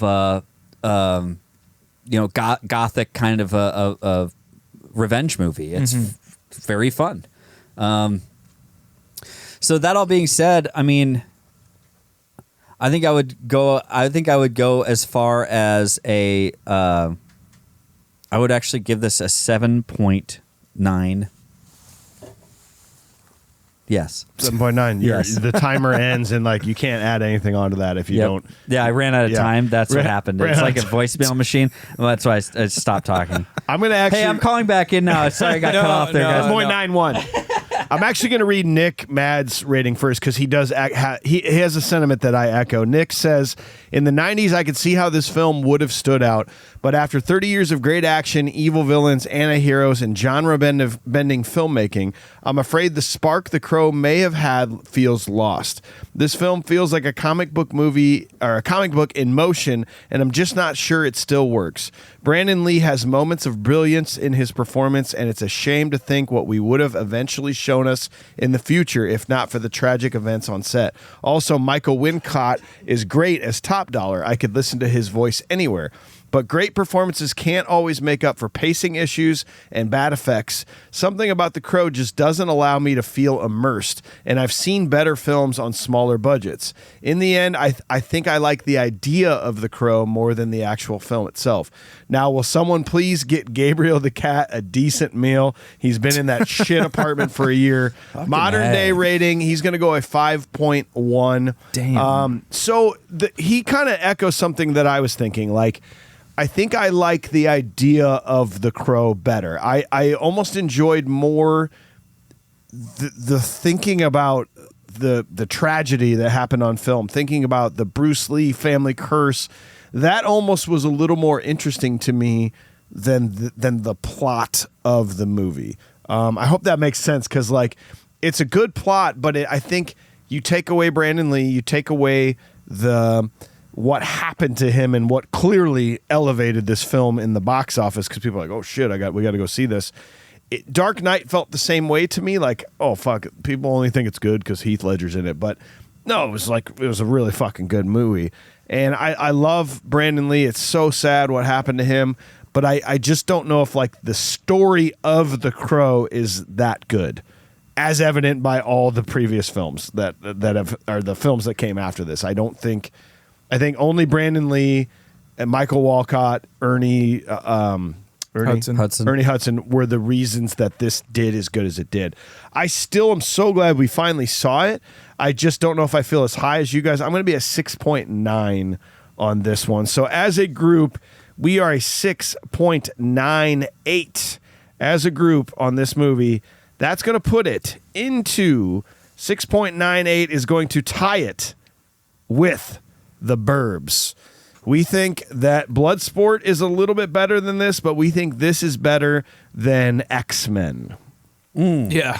100%. Yeah. That's a tough one. This is definitely a tough one, because I think it's easy to go both ways on this. And I could see that if I had seen this at a young age, I think it'd be harder for me to get nostalgia out of the way on this movie. I think objectively that's a good rating for us to have, to be honest. And I can see what people say or think when they watch this movie, be like, yeah, this is honestly, when my first watch, I didn't watch this since a kid, probably since I was a kid.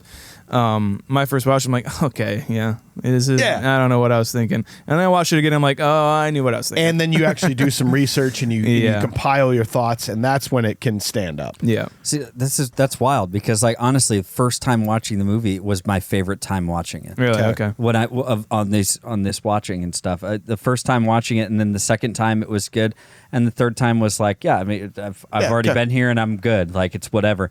But watching it for the first time, I was actually like really taken into the world, and then it did fizzle out, because I wish it would have just been more focused on like the four main people and fleshing all that out, rather than like incorporating this top dollar thing. Yeah. So is there a way for you to real quick give me the Trenchcoat Trinity ratings and where they stand? Yeah, I can. So that was what did I say? 6.98.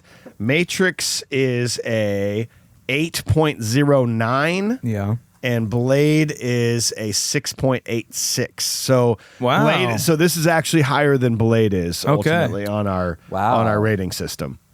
Wow. Interesting. Yeah. All right. Well, we hope you enjoyed the episode. Thanks for being here. Tune in next week. My Cousin Vinny, followed excited. by one of my favorite movies of all time, Best in Show. Oh my God. That's going to be an absolute blast. If you're new to the podcast, go back this time last year. We did a live show in Cedar Rapids. We did Air Force One, and it's one of the funniest live podcasts that we've done. You got to watch that one on YouTube. You got to watch that one. That is completely worth it. That is such a fun. God, that was a fun time. Yes, it was. And thanks to Brian over here at Upload Media Group. He's on the controls. Learn more at uploadmediagroup.com and check out our network, Cloud 10. Learn more at cloud10.fm.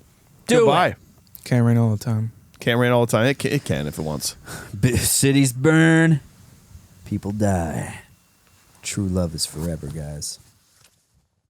Thanks again for listening, guys. We really appreciate it. Make sure you're checking us out on YouTube here in the studio, hanging out with us live and in person in the studs. Check us out on social media. Search for Confused Breakfast at Confused Breakfast anywhere on social media. And please leave us a review. 5 stars on any platform that you're listening on. Write us a comment on Spotify or on Apple Podcasts. Write us a review. We love to read them. Go to confusedbreakfast.com as well to see the merch that we have. You can see the shirts. We have new shirts up there. It's awesome. I believe it.